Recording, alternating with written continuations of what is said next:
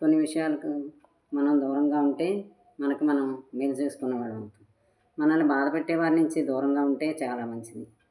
మనం ఆనందాన్ని ఎప్పుడూ ఇతరుల గురించి చింతలు పెట్టుకుని మనం పాడు చేసుకోకూడదు. ఇతరుల గురించి మనం ఎక్కువగా ఊహించుకోకూడదు. మనల్ని మనం తక్కువ చేసుకోకూడదు.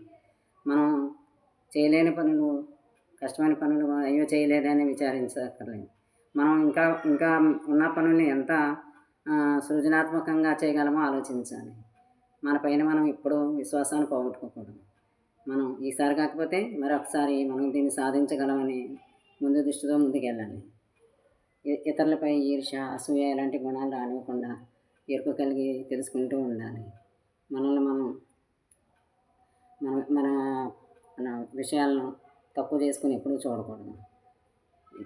ఎవరైనా మనల్ని విమర్శించినా, ఎంత స్థాయికి దిగజారినా కూడా మనం దిగజారకూడదు.